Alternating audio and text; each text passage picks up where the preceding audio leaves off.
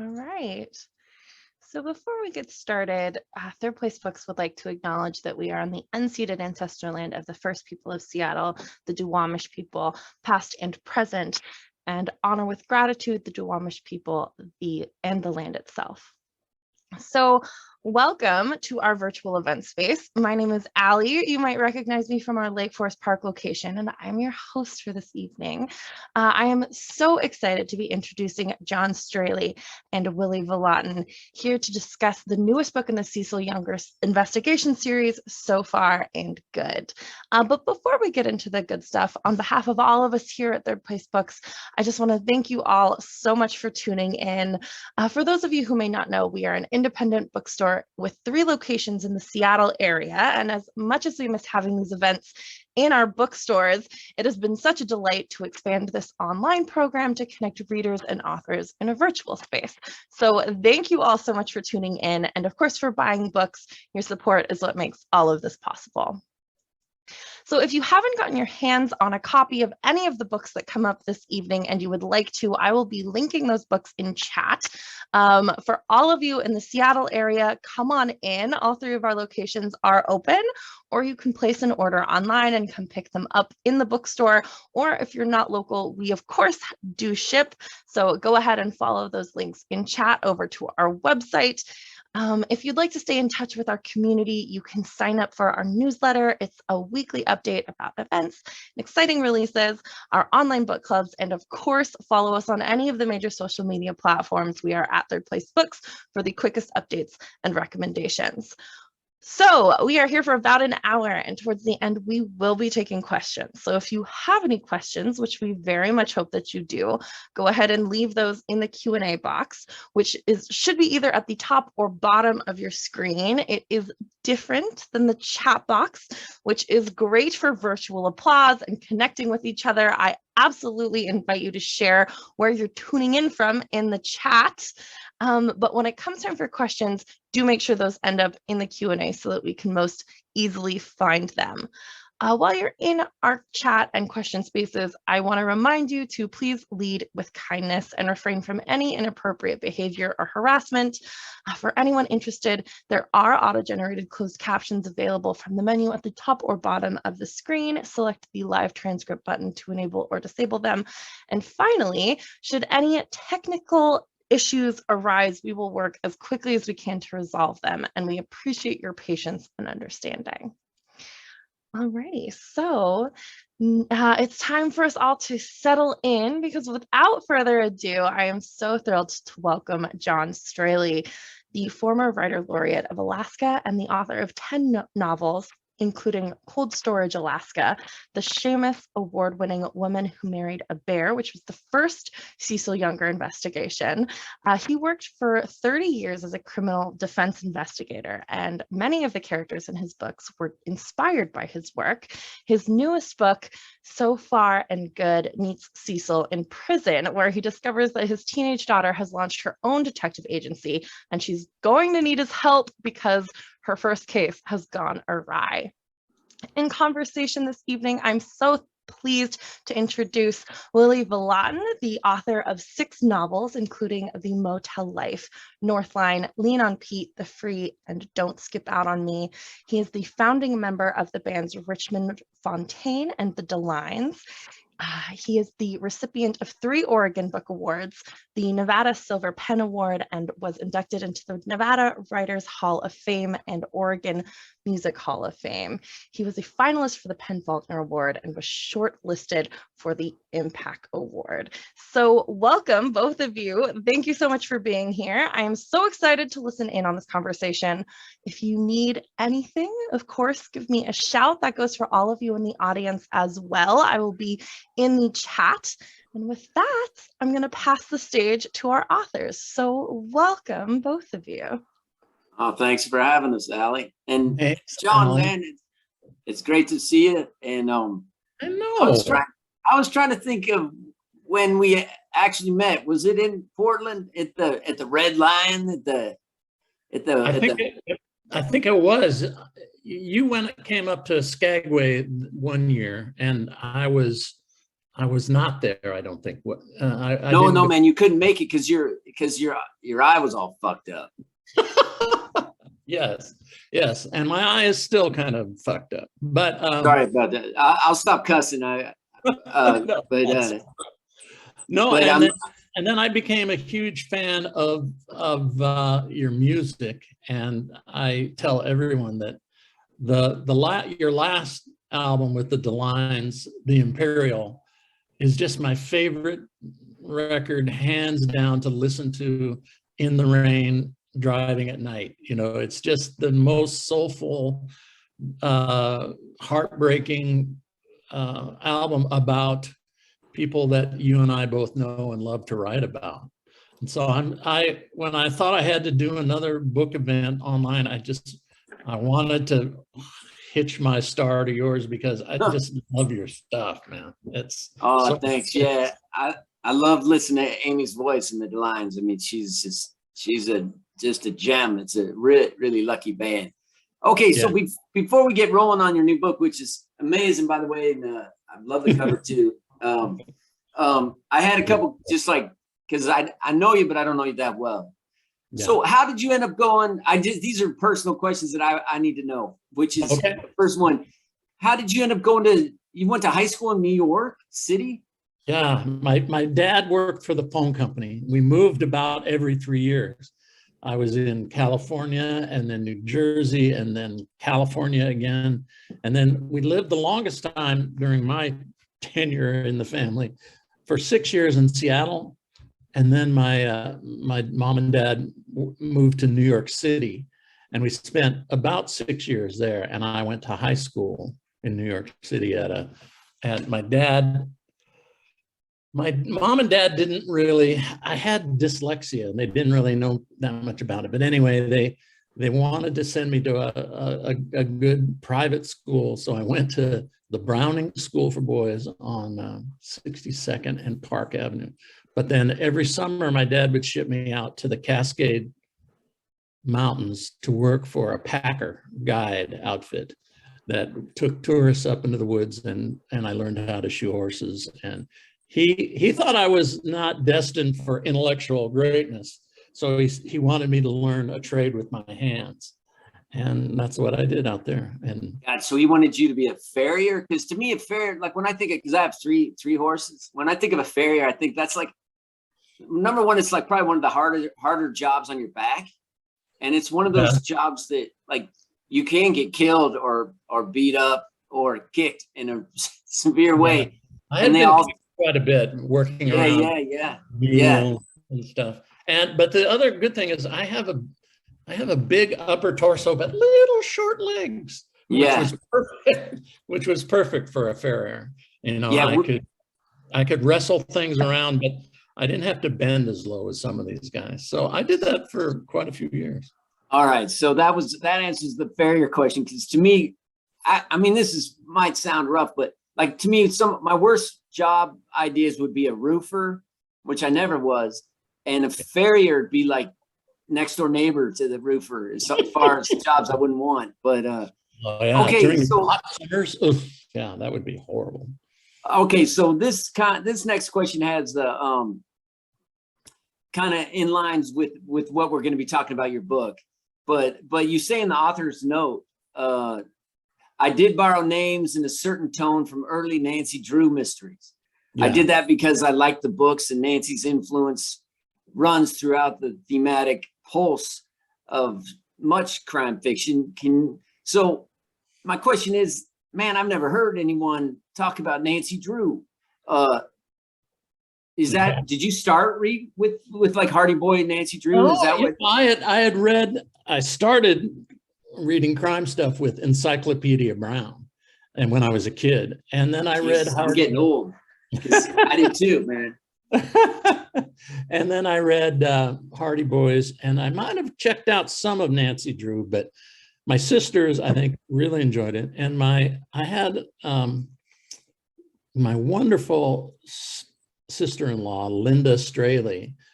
She passed away a couple of years ago, but before she did, she sent me her old collection of Nancy Drew, first edition, old books. And I started reading them, And you know, they're classic mysteries, usually kind of locked door, sometimes some hints of magic or horror in them, little bit of that, but, and also kind of strange to believe nowadays when, so Nancy Drew was 16, her father was a famous lawyer. Of course, her mother was dead because, and I had discussed this with other writers, why do characters like this need a dead mom? And I think the answer is pretty common sense, is moms won't let you do this stuff. You know, a mom is the civilizing force in the world.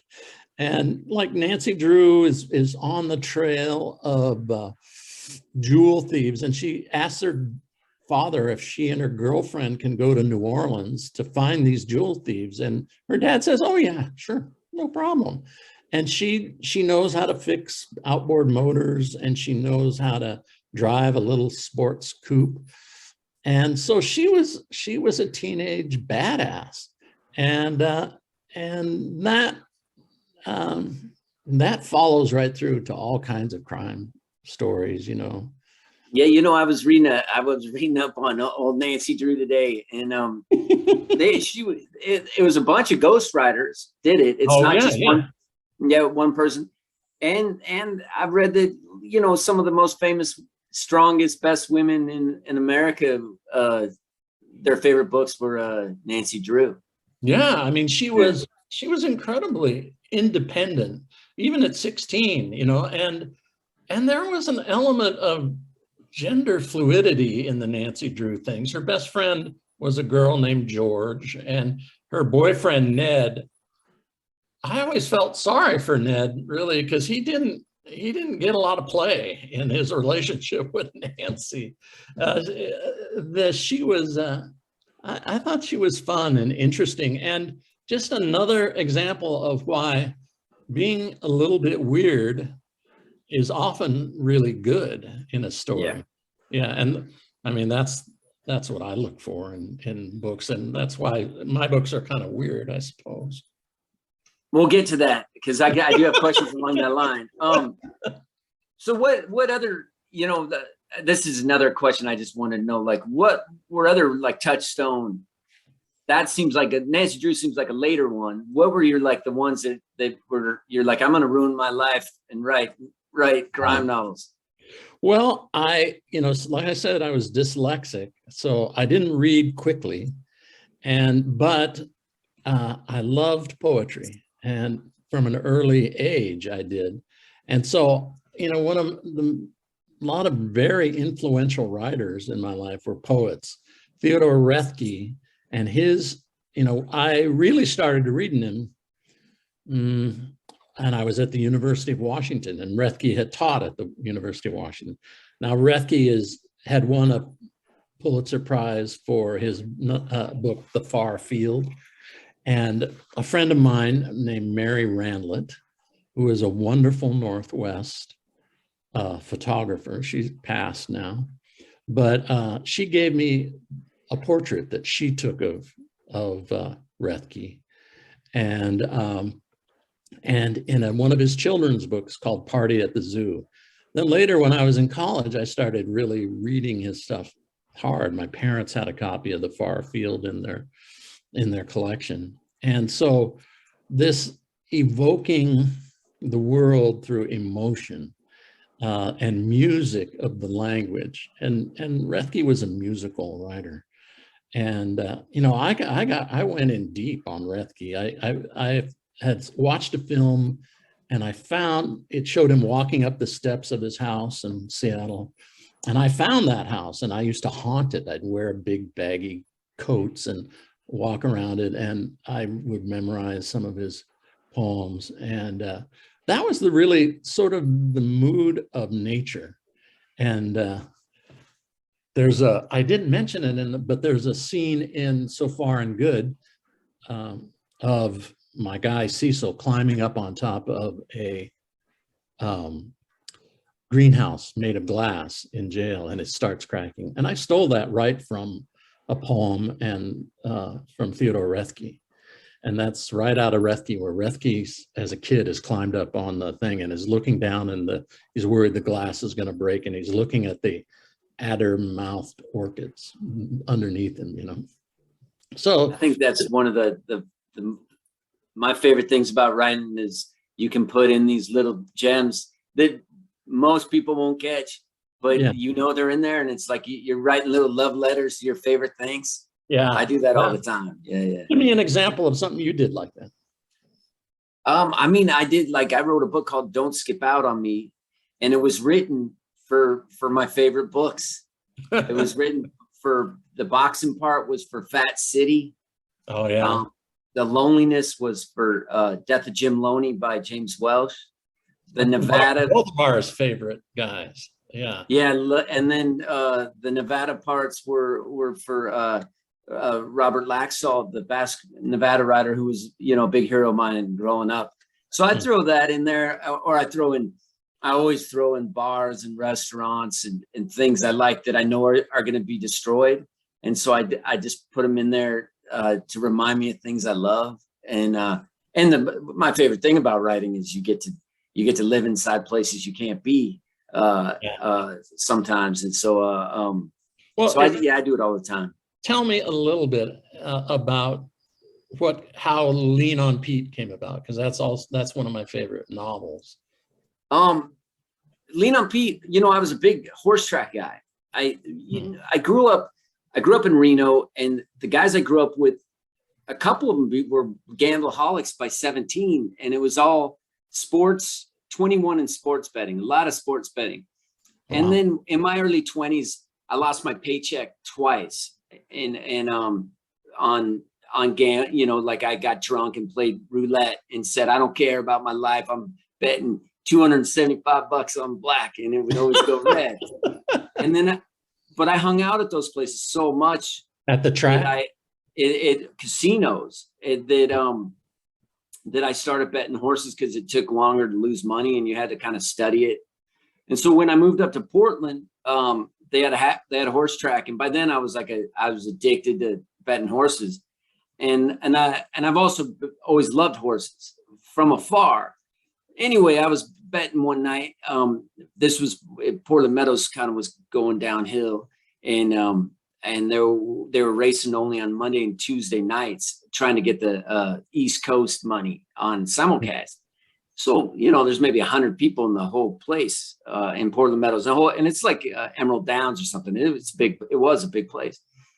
And there was one horse that none of the guys knew about.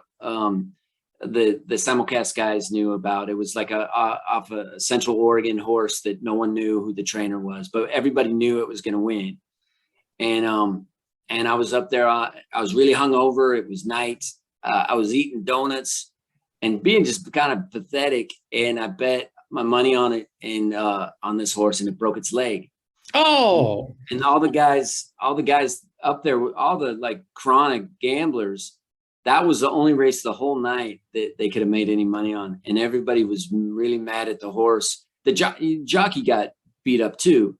They got so mad at the horse for breaking its leg that I quit, and I rented this office where I'm at right now to write in, because I wrote all my stories out there for maybe 9 years. You wrote stories at the track?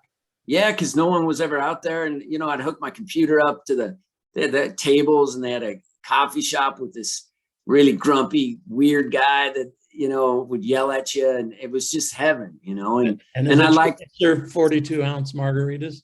Yeah, I like degenerates, you know. I feel more comfortable around them. And anyway, so I was so ashamed of myself that I broke up with horse racing, and I wrote Lean on Pete so I'd break up. It was like my breakup book with horse racing. So I kind of quit going to the track after that. But yeah, that's it. They made a nice movie out of it. I think you can. Yeah, it was. I don't mean to interrupt, but I don't like talking about myself, as you can see. Is that because can I ask one other segue question before we jump into the book? Did your wife edit a book about Ed Ricketts? Yeah, I read that somewhere. Yeah. She had discovered a a scientific paper that Ricketts had written about wave shock impact on intertidal life. And it had never been published. And his son had a copy of it, and Jan asked his permission to publish it. It's a fairly dense scientific paper, but then Jan wanted to write more broadly about what Ed Ricketts was doing in Sitka, Alaska. And he and a conservationist named Jack Calvin, who also helped him write Between Pacific Tides, and Joseph Campbell. Campbell was having an affair with John Steinbeck's wife at the time, and he had to get out of here, Monterey. I'm down in Monterey right now. And they took a small boat in 1932 called the Grampus from Seattle up to Sitka collecting. Ricketts, of course, was Steinbeck's muse for a lot of his books. So Jan decided to ask a bunch of different writers of a bunch of different types to come to Sitka, and we all sat around a table and ate and drank and talked, which is what Jan felt that this book needed, was a party, because Ricketts loved parties. And we decided what we'd write about. And she invited me because I was a writer she knew, And so I wrote the final essay, which is just about, it's called The Charisma of Place, and sort of the things that Cannery Row and Sitka, Alaska have in common. And yeah, it's a beautiful book. It's called Ed Ricketts From Cannery Row to Sitka, Alaska. You can find it easily at the Old Harbor Books in Sitka, Alaska, if you're looking for it.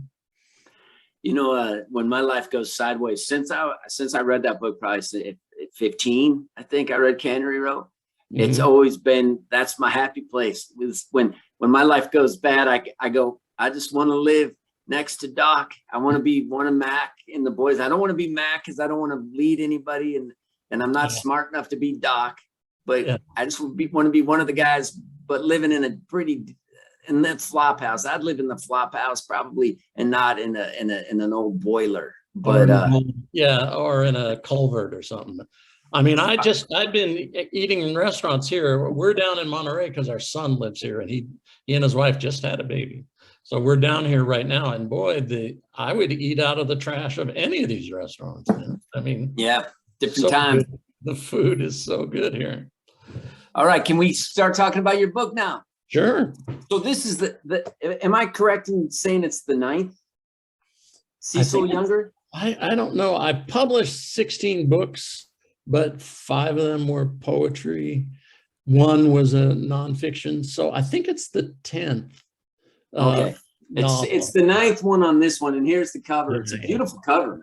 Oh man, they did a great job with that. Yeah, they do. I've always been a fan of theirs. Do you want to start with a reading? I'll read a little bit if you think people will sit still for it. Yeah, we want to see if a dyslexic guy can read. Yeah.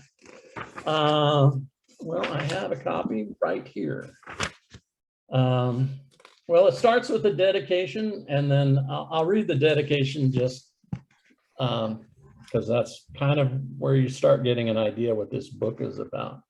In a trailer park or government housing somewhere in America, there's a woman who was born with the body of a man.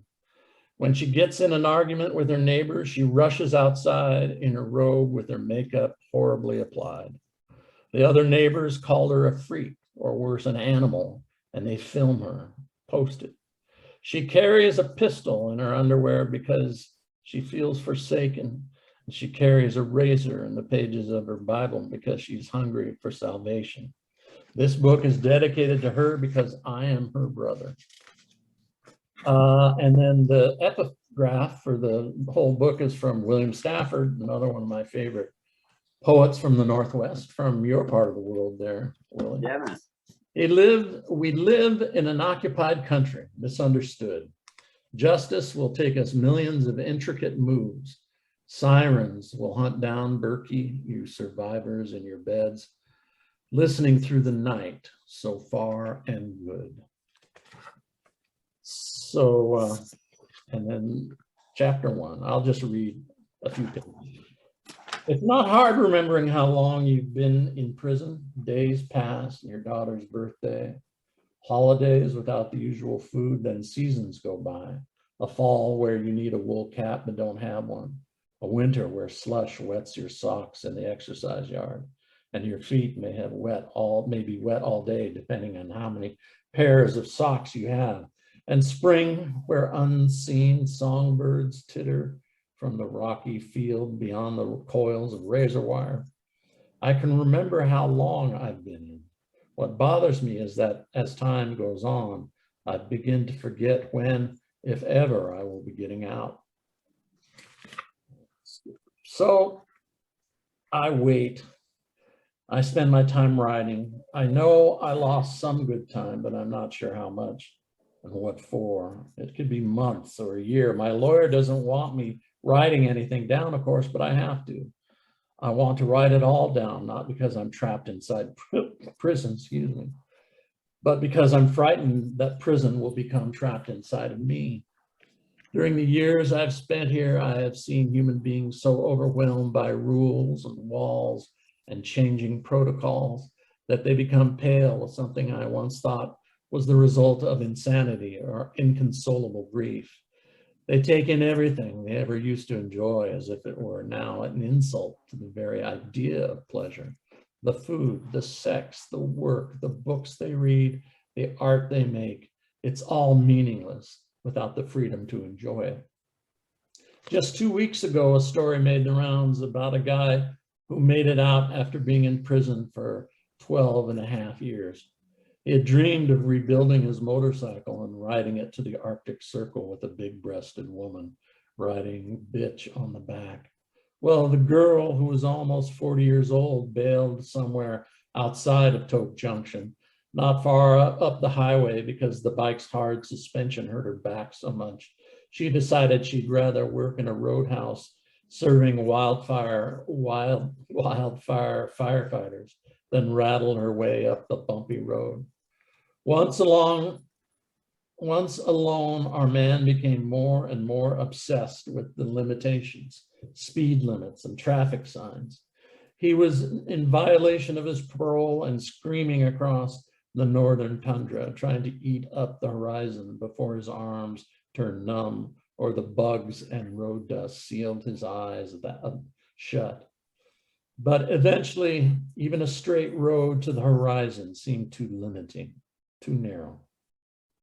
Word came back to us that the RCMP found him wrapped around the bridge abutment somewhere in the Northwest Territories, his bike in pieces and his body having been consumed by scavengers. A majority of the inmates, even the short-timers, envied him.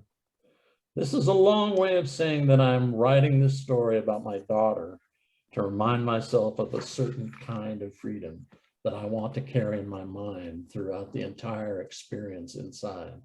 It's a freedom that I associate with my daughter's goodness, and maybe more broadly, with just the possibility of human goodness. He goes Thank on. Yeah. That's beautiful. Man, your introduction is one of the most beautiful introductions I've ever read, man. I read it to my wife the other night. I just love it.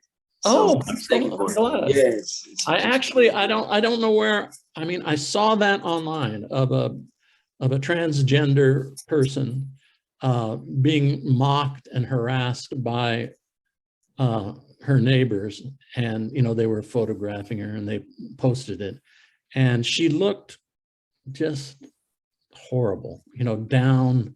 Her makeup was badly applied.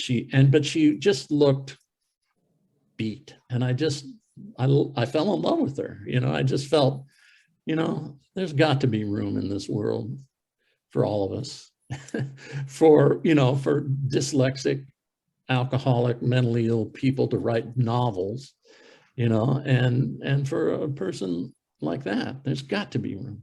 And so I just sat down and pounded that out. I was usually, there's all kinds of people I could dedicate a book to, but it just moved me at that time, I guess thinking on that, you and being an investigator for 30 years, the book, what I find so remarkable about the book is it's the relationship between basically the majority of the relationships in Cecil's life are really warm and generous, and I want to say, you know, really kind of dignified. How did you keep that side of you? Because you were an investigator for 30 years. You probably saw some of the. Yeah, you know, I did. I met a lot of interesting people, but I think I met 4 or 5 men who I felt were really probably irredeemable. You know, that really were just consumed with anger, and we're going to keep hurting people no matter what. Most of the people I met, men and women, were bedeviled, I guess, by drugs, alcohol, and depression, and in a sense, and loss of impulse control, you know, and then just that sort of I don't give a damn feeling about rules anymore, or rules, and you've met people like that, and when I met them and I would see them and I go around, and some of them, you know, really hated me for what I represented in the world. But even when you go to their houses and you talk to them and you see all that stuff, it's often feels, now they shouldn't make these mistakes, but they often do. But there is a reason that they got there, and those reasons are very human. You know, I'm not saying they should be excused for their crimes, but they're redeemable. Most of the people in jail, before they go into jail, are redeemable, or can be saved. A lot of them, and are just there for violations of their conditions, or, you know, parole things.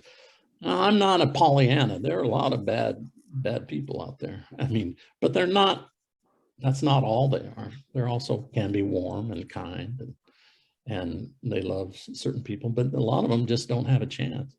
You know, and I don't mean to, I know you don't like talking about yourself, but that's what I love about your books. And I love, like, the guy Dell in Lean on Pete, and the main character, the woman in the Darkness Always Comes. I mean, she's she's a real person that we've all met, and she makes mistakes in her journey, and she's flawed. But Jesus, these days, if we don't consider these flawed people, who we got to consider? You know, that book, The Darkness Always Comes, I think is fucking near a masterpiece. You know, for the empathy, the understanding, the deep thought you give to everything from real estate prices to banking. You know, it's great. Okay, so what was it? Hard decision to keep Cecil in prison the whole time? Well, you know, not to give anything away, but I think he's gonna get out. I'm done writing prison books, but he, in Baby's first felony, he seeks revenge on a particular guy, and a lot of people. The revenge story is a mainstay of mainstream crime writing. You know, the revenge story where you get to kill the bad guy. Hey man, who doesn't want to kill the bad guy? Yeah, who doesn't? And so I thought, all right, I will address that. But being the kind of guy I am, and being the kind of guy Cecil is, he had to face the consequences of killing a bad guy. And particularly, you know, people ask me sometimes, should I carry a gun? You know, and I say, no. I mean, do you want to kill somebody? Do you want to find yourself in a circumstance where you're going to kill somebody? Because if you do, you're going to end up in this situation where you're going to be judged And the guy that appears most like, or the person that appears most like the good guy is going to be found guilty of that crime. And the victim is going to be dead. So I say, you know, sure, carry a gun as long as you don't kill anybody more popular and or richer than you are. You kill a popular person that has money, you know, whatever your self-defense claim is going to be is not going to work. And I often think too, if you're lighter skinned, you'll have a better chance of defending yourself against a murder. And I knew, you know, people asked me why I didn't carry a gun, and I said, I never ever wanted to kill people. Anybody. If I had a gun, I would kill somebody with it. Probably I'd find myself, it would overwhelm my judgment, and I would get into circumstance. But then they say, well, what do you do? And I said, well, you just don't try to be a hero. There was a guy I had to subpoena in Ketchikan once who was really badass. You know, he was a Tongan prize fighter, and he was known for a terrible temper. And, you know, I had to give him a subpoena and tell him to show up. So I had given out subpoenas in bars before and run, you know, people start throwing things at me as I'm running out of the bar. But this guy, I called his mother. I found his mother, called his mother, explained the situation. She said, yeah, I'll ask him over. And she asked him to come over, and she and I sat and had coffee. And then the guy came in and we kept having coffee. And then I explained what this was all about. And I gave him the subpoena. He's not going to kill me in front of his mom. You know, but that's sort of how I dealt with those problems.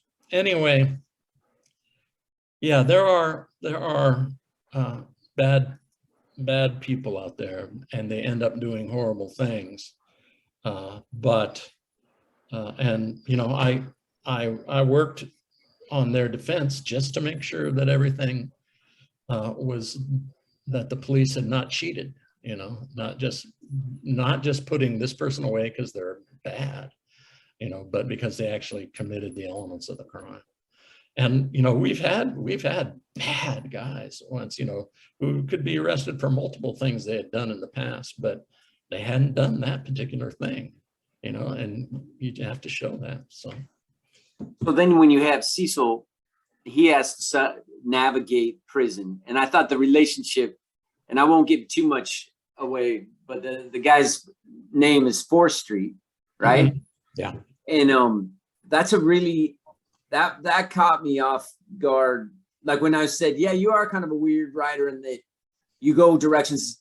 I mean, this is a compliment. Mm-hmm. You go in directions that I wasn't seeing, and both with the tonality of like Blossom and George, and their relationship was once I read the Nancy Drew thing at the end, I was like, oh, I get it. But what was your interest in the relationship between Cecil and Fourth Street? Or well, yeah, you know, when you go in for a stretch, and if you know, I imagine myself going into prison. I always did.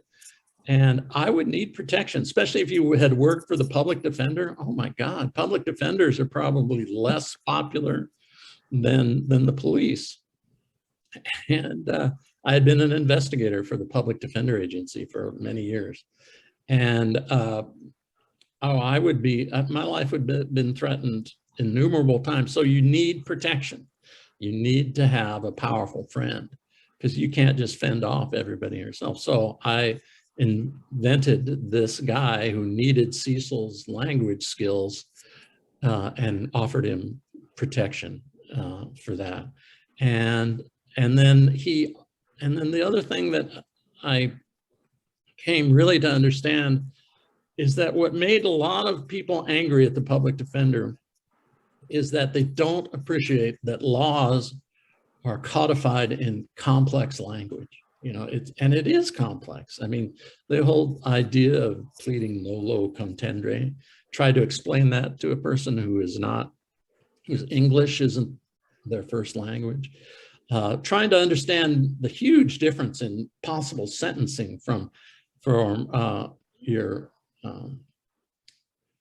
state of mind, you know, and the differences between first degree murder all the way down to negligent homicide, you know, it matters decades long in prison sentences, but the understanding of it is difficult to this day for me. You know, the complex knowing, the mens rea, they call it in the law, how to judge that. And for many of these people who don't have good language skills, even in their native language, a lot of the stuff you talk about just sounds like bullshit. You know, they don't want to hear it. So I wanted to explore that whole idea that language, that if you want to really keep out of prison, and if you want to understand the rules of society, you have to understand the complexity of language. And this sounds a feat, you know, I know. And I would try not to be a feat with our clients. But this is part of the reason I just disliked Donald Trump as president. He has no respect for language. He has no respect for, you know, accuracy, and it's not truth telling, because I think he, in some sort of childish way, it is. There's a kernel of truth in everything he says in his mind, but it's no tolerance for subtlety and cutting the fine distinction. And that's all law is, you know, cutting a fine distinction. People call it, you know, what they call it, what's the word, you know, when you get off a technicality. And all a technicality is a lawyer sold a fine distinction to either a judge or to a jury. And that takes language skills, and that's what a good lawyer has. So I wanted to highlight that in this book. So Fourth Street is a badass. He is a tough guy, but he is also very sensitive, and he knows his business, and he knew he had to have the right language to get out on parole. And so you have like a warmth between him and Cecil, and then and the interesting thing I thought about the book too was you do so with the visit. So his daughter's Blossom, and she comes to visit him in prison, and she has a friend that's going through this really traumatic experience where her parents might not be her parents, right. And so Blossom comes to her dad, and what you realize is there is such a kind of a warmth and a generosity in his relationship with her, and between Blossom and George, and between Jane, his wife, and Blossom. I mean, and then you throw in like a really vicious area in the book, you know, like a character that's so brutal that it was cosmically really, really hard to take in this book, because it was, I didn't think you'd go there. It was a genuine violation, because that's the other thing about language. It won't protect you from a monster. Yeah, and it didn't protect the reader, because the way you use language was really beautiful and warm, and like I said, generous and hopeful, and I don't think this is a bad thing to say. Like there's a real decency to Cecil and Blossom. I mean, they're really they're fighting the good fight. I would hope so, yeah. And then you throw in Thompson, man, and it really rocked me, man. I remember when I was reading it, because it rocked me that you would use that kind of bedrock that I felt comfortable in, and there was areas in the prison scenes that it could go dark, but I was really interested in that. How did you play with the idea of the Nancy Drew side of it, which is Blossom and Ned and George, and then you really stuck a knife in the reader as well. So we won't go into it, or we probably shouldn't, for those of you that haven't read it, but was pretty shocking to me. Pretty grim. Well, yeah. I don't know, William Stafford in one of his poems says, the last line is, "The darkness around us is deep." And that's the other thing I learned in the, that I love these guys at the public defender, but oh my Lord, they would go hard, horrible places, you know. And sometimes I could retrace how that happened. Sometimes I just couldn't. And they're out there trying to, when their anger lets go, it goes deep, and they want to violate the very foundation of civilization. And I mean, I use the word civilization because several times in the book, Cecil refers to the love of his daughter as the most civilizing influence. And I came to believe that if a man can love his daughter, which I don't have a daughter, I have a son, but I love him like this.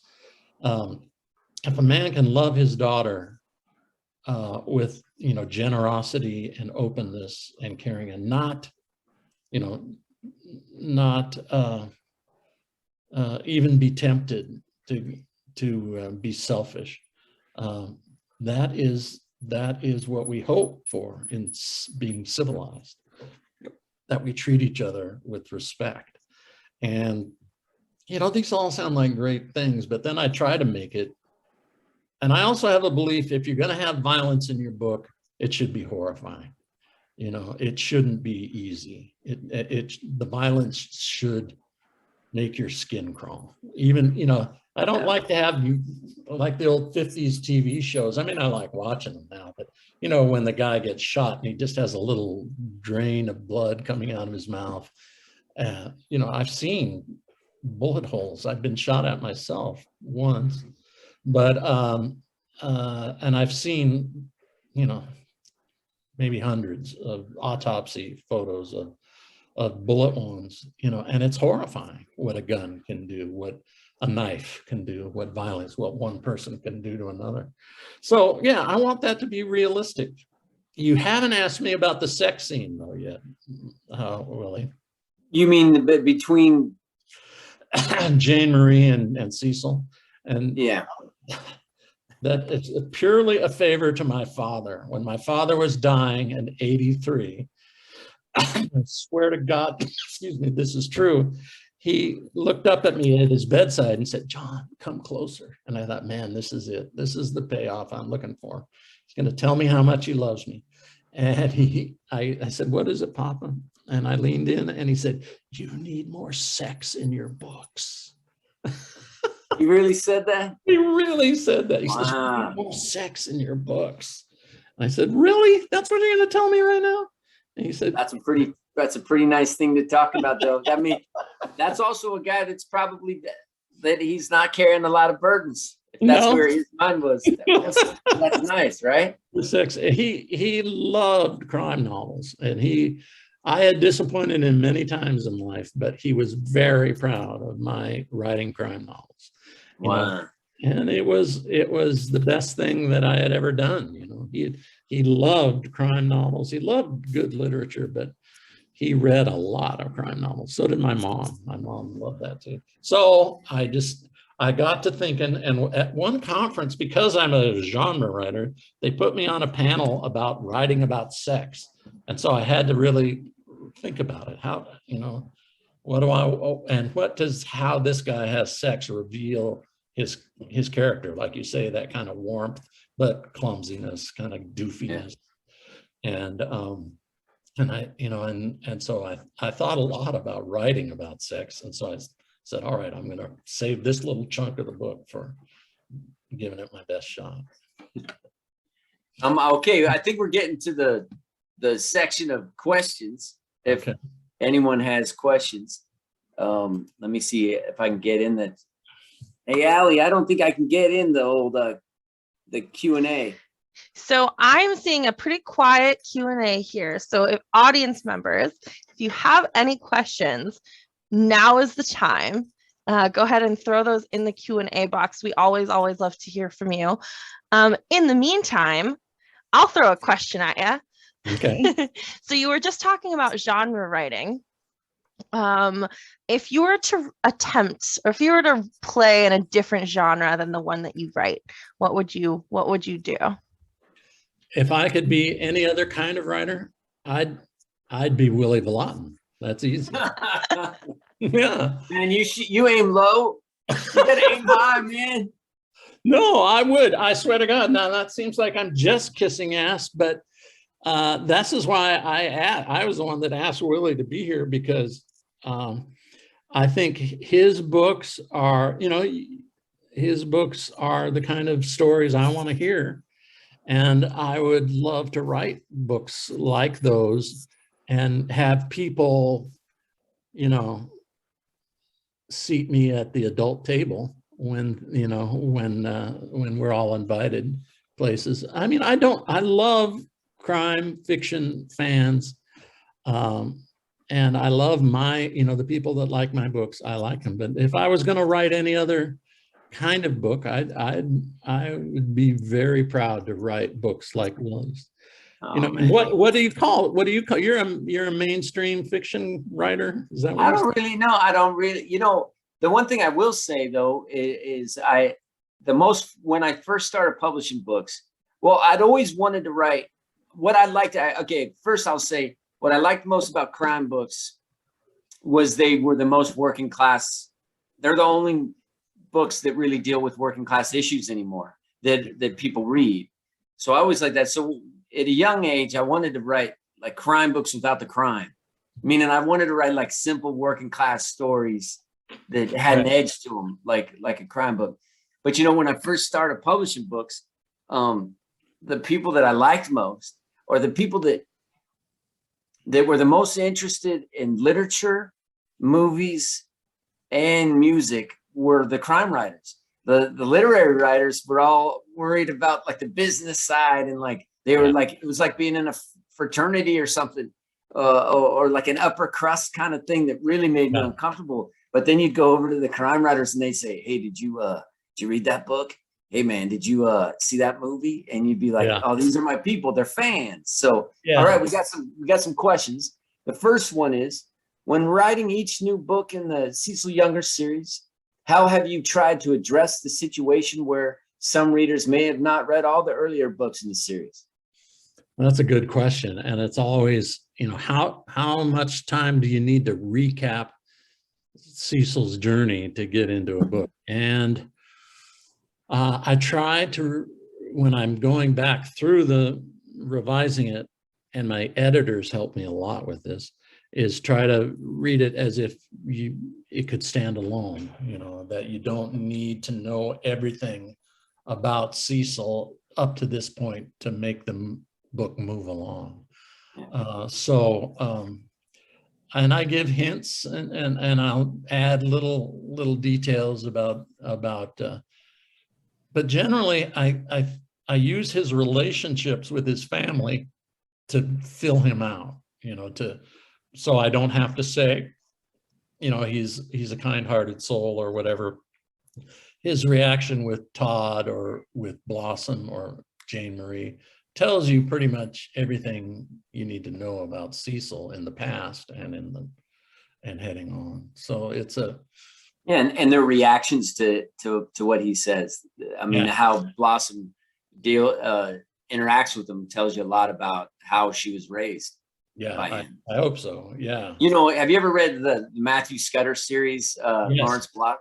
Because I love those, but he recaps every book, and it does get tiring if you get in the zone with him, and you're like, oh, I got to read the next one. And for a big fan, it gets tiring, but for the occasional guy that's only read a couple of them, it'd probably be pretty good.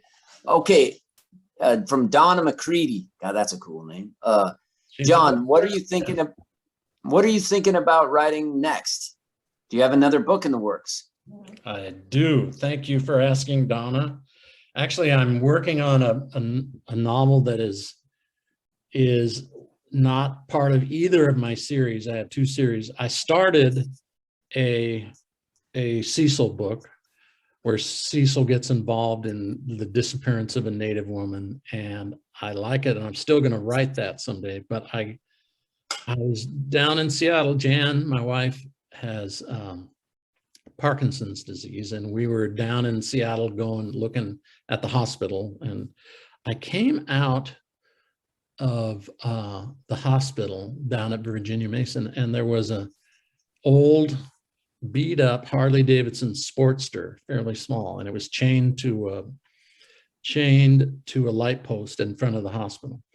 And it had been there, it was grimy and dirty and soot all over it. And that has been chained there a long time. And I'm thinking, I wonder if somebody rode that motorcycle to the hospital and just never came out. And then I just got thinking, and I was staying there, and I was thinking about Jan and her work, and she's incredibly courageous.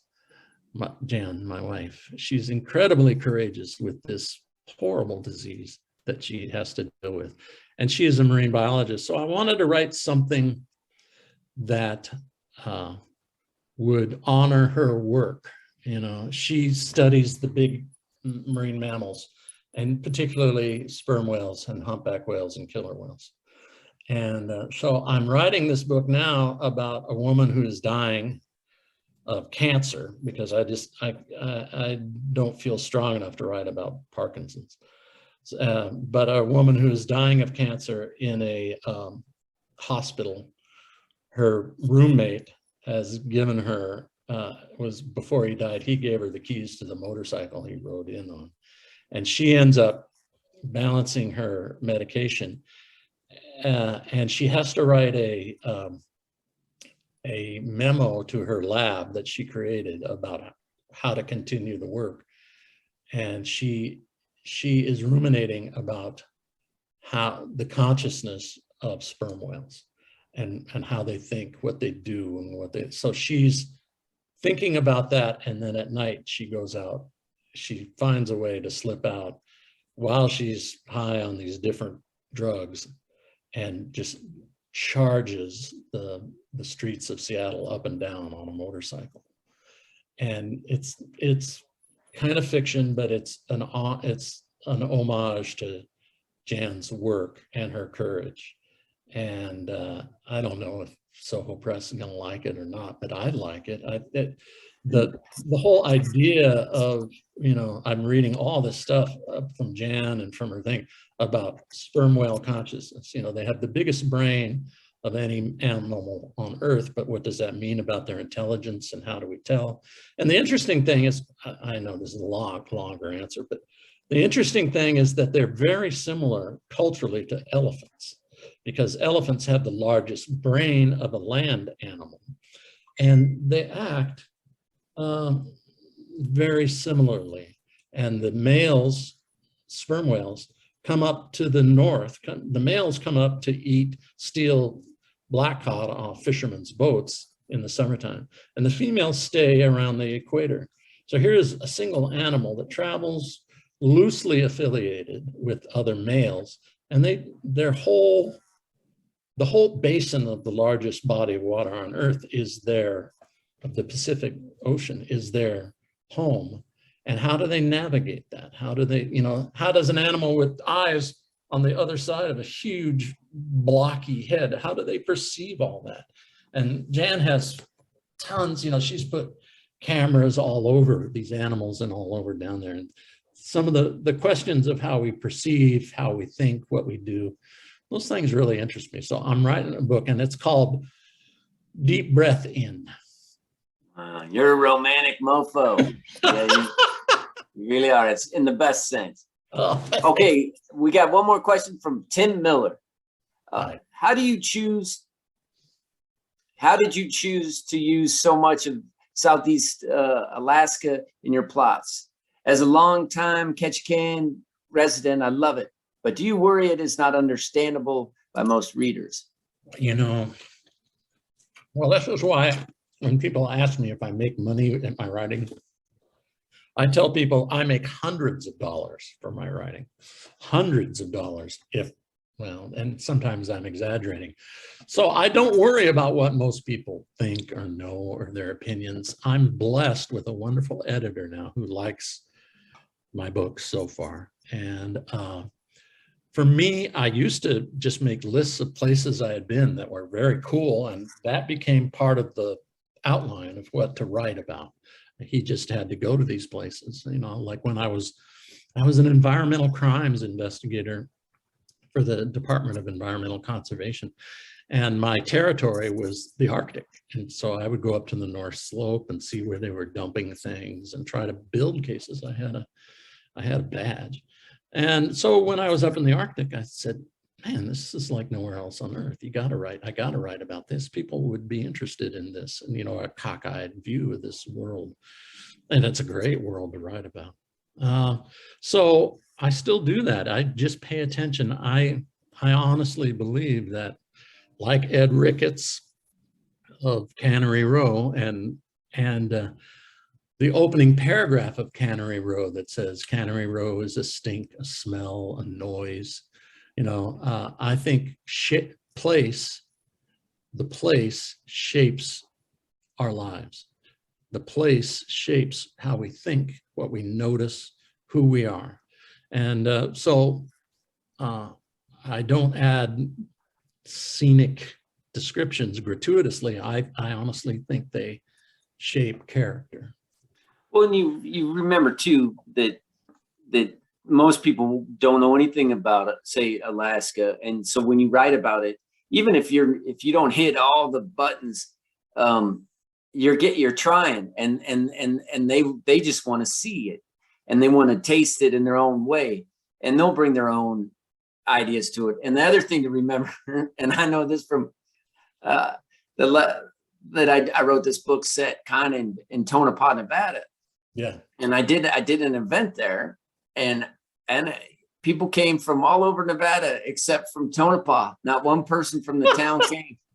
So you're like, how many readers, how many, you know, it's like if you screw up the one little thing in a town, I mean, you know, it pisses people off. It's like, for instance, Lean on Pete, man. No one at the track read Lean on Pete. But they read, but I did a spoken word audiobook Christmas story called A Jockey's Christmas about an alcoholic overweight jockey. And if I went to the track, they'd go, hey man, that's the guy that wrote about the alcoholic overweight jockey. Have you heard that disc? But none of them actually read the novel because most people don't read novels. Yeah. I once went to Teneke Springs, Alaska, to teach a class in one of their schools, and there's about 100 people. When I was there's probably 20 kids in the school, the whole school, all grades. Anyway, I gave a little reading, and a guy came up to me afterwards who was from Teneke Springs, and he said, Mr. Straley, I really liked your book, but you know, in your third book, Cecil Younger went to Teneke, and he walks up a boardwalk section of the trail right outside of the harbor. And he said, in the year that Cecil was there, that part of the trail wasn't boardwalk. You know, he couldn't have done that. And he said, that just ruined the whole book for me. You know, you know, it was a mistake, you know, and just like, the Yiddish Policemen's Union starts off, which I love. I love that book. Yeah, I love that book too. And but he starts off by saying he's on the ferry smelling the pine trees. Now, what he was smelling was muskeg and spruce trees. There are shore pines in the muskeg near the ferry, but people in Sitka just hated that book. That was in the first paragraph, you know, and people that, oh, he doesn't know. He's never been anywhere. So you always got to check. Yeah, you're right. You're right. You get hit. Yeah. That's the other thing people ask. You got to learn to take a punch as a writer. Let me see. We got one more. Oh no. I think Tim Miller started off with another one and then he stopped. Okay. Well, I have a question for you, Willie. What's next for you? You've got an album coming out soon? I got, yeah, my band, The Lions, we have a record coming out in February. And then, and I'm working on a novel about a house painter in North Portland. Cause I was a house painter for 10 years, 11 years or something like that. So I'm writing one about a guy that's a house painter. Exterior house painting or interior? Well, you know, the dream is like what I hit the gold mine, which was getting into rich people's houses. Exterior sucks, but interior is like heaven, because rich people, it's cool in the summer and it's warm in the winter. Yeah. And rich people are great because they're used to people working on their houses, so they're not weird about it. And so yeah, so it's my first kind of more lighthearted. I was getting so dark mentally that I thought maybe I should really try to write like I used. When in my 20s, I would write comedies. They're all always too crazy for public consumption, but I liked them. And so I was like, man, you better try to get back to writing comedies before you get lost in the darkness, you know. Well, and what's the name of your new album? It's called The Sea Drift, and it's all songs that we wrote kind of, you know, Amy's from Texas, or not from Texas, but lived a lot of years in Texas. So it's all kind of set down in Gulf Coast kind of area. And so hopefully people like it. I sure hope they do. Yeah, I'm sure they will, man. Oh, wait, I think we got one more question. Here we go, Tim. You've described alcoholism with a lot of detail. Will this scare people off? I don't know. You've done the same thing, Willie. What do you think? I don't think there's no real alcoholism issues in this book. So if it's a sensitive issue for you, in my recollection of this book, it's not. It's less alcohol driven than, you know, any normal book. I'm set in America. It's not any more alcohol based than walking into a 7-Eleven and getting hammered with ham signs. You know? Yeah, when I first started writing crime novels, I would say 80% of the cases I worked on, 80 to 90% of the cases I worked on, alcohol was a contributing factor to the crimes. Domestic violence, all kinds of crimes. I mean, I have so many drunk defendant stories. I couldn't write about crime in Alaska without including alcohol. And I didn't want to be pointing a finger at any one particular group. So I had my guy be an alcoholic, and I wasn't. The downside of that is a lot of people who are into crime stories don't like alcoholism because it's become cliche in a lot of the, and abused. Willie and I were talking about Myrna Loy before, and The Thin Man. You know, you watch those movies, and in The Thin Man, which is Dashiell Hammett's novel, they drank just like fish, you know, and they drank alcohol with seemingly no apparent repercussions. You know, they were drinking 5-8 martinis a night, you know, and they seemed fine. And it was in the coming out of Prohibition, drinking was considered glamorous. The people that supported Prohibition were rural Christians mostly, and they weren't very sophisticated people. They just knew what they knew, and you know, and but they passed a constitutional amendment banning alcohol. Can you imagine that? Getting and then from 21 to 33, and then they passed another constitutional amendment to repeal it. I mean, it's an amazing, our relationship with alcohol. Anyway, to me, it's incredible. Anyway, I wanted to write about drinking and alcoholism, but you know, people want to ask me, although they don't like to do it in public, if I'm an alcoholic. And the truth of it is, I've had my issues with alcohol, but my real serious issue was always with depression. And so drinking was bad for the depression. But now, since I've discovered ketamine, I'm getting ketamine infusions every 6 weeks, and that has been like a miracle cure for my depression. So Good. yeah, it really works. Yeah, so for Tim, man, I wouldn't worry about alcohol in his books. I mean, if you like alcohol, the Lawrence Block, the book I mentioned earlier, the series Matthew Scudder, it's about an alcoholic detective, private eye kind of guy, and then half the books are him in AA, and where he kind of figures it out and navigates it. So if you are struggling with it, his books are really good window into how a guy beats it. So the guy that wrote most vividly, I think, about alcohol was the Scottish crime writer William McIlvany. Oh my God. I mean, I felt hungover. I felt headachy and sick to my stomach after reading one of his books. Just really clear about the effects of alcohol, and those guys drank hard. The Scots, you know. What's the name of your new album? Oh, sorry, I was just checking to see if there's another question, but I think we're done. The new record's called The Sea Drift. Nice. Yeah. Yeah. All right. Well, I'm going to look for it. Willie, I can't thank you enough for. Oh man, I had a blast. It was a real pleasure. And please go out and buy his book. You're so good. What?